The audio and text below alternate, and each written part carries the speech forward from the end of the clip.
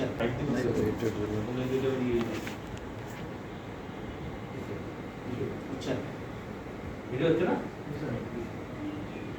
dear colleagues, welcoming all of you to today's CME program. Today's program is on acyclovir in viral meningitis. Actually, today's program is in brief because viral meningitis is a small chapter. If it was a seminar on meningitis, then it would be a large session. I am Dr. Muhammad Zahidul Islam Khan, going to the presentation.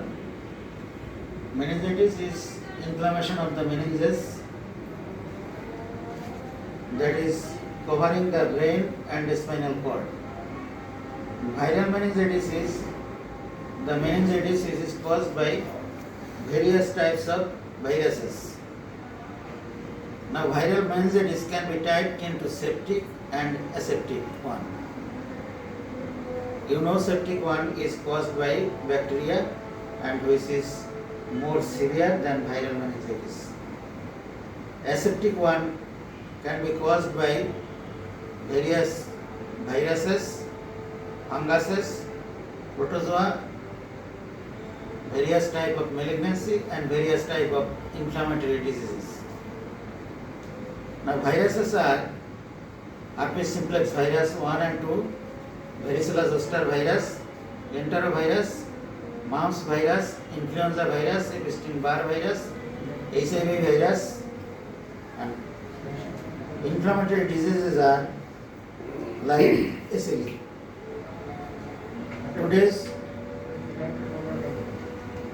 Today we are concerned in viral meningitis, especially herpes simplex virus, varicella zoster virus, and Epstein-Barr virus meningitis, because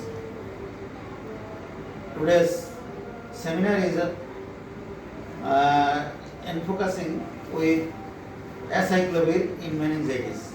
You know, acyclovir actually acts on herpes simplex 1 and 2 virus, varicella zoster virus, and Epstein-Barr virus.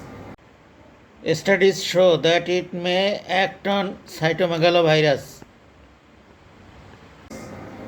and the study is also going on that whether it acts on other viruses. Now,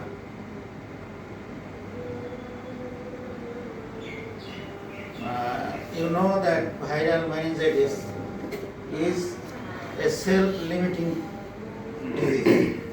Actually, viral meningitis cure within weeks, but exception is on West Nile virus. We are not concerned with that. We are concerned with herpes simplex and varicella zoster and Epstein-Barr virus. You know, viral meningitis is less severe than bacterial one, and it requires no specific therapy. It is the rule. But acyclovir may enhances the cure of herpes simplex virus 1, 2, varicella zoster virus, and Epstein-Barr virus meningitis. Now, viral meningitis may affect children and young adults. Viral meningitis may present with fever, which is high grade of temperature. It is usually associated with chills and rigor. There may be acute onset of severe headache, that is sudden severe headache. It may be associated with nausea or vomiting. There may be irritability, and neck rigidity or nuchal rigidity actually is a sign to us to assess viral meningitis from other cause of fever.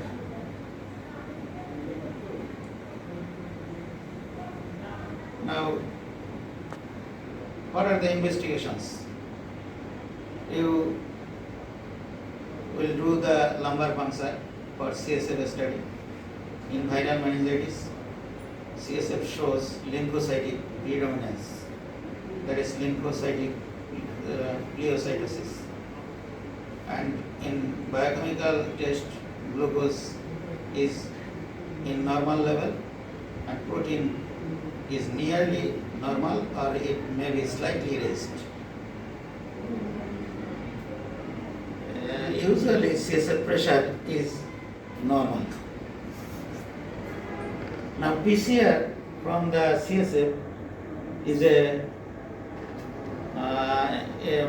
good investigation and is an investigation of choice, but it is a sorrow for us that we cannot do this. You can identify antibody from the CSF and you can do also viral culture, but it is not visible for us. These are the investigations, which is a special investigations, but you should do all other routine investigations with serum electrolyte, serum creatinine and other, that is blood sugar and all other routine investigations.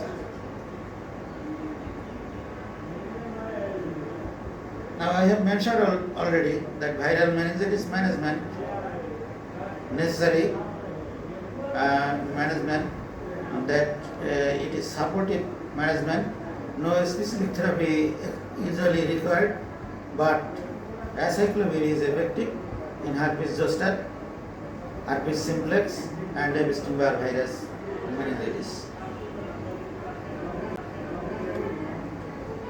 Now the mechanism of action of acyclovir. Acyclovir is phosphorylated to acyclovir monophosphate at first in the viral infected cell. Now you can ask whether it can affect the uninfected cell of host. Answer is slightly. It can affect the host cell, that is uninfected cell. It is firstly phosphorylated to monophosphate by a kinase.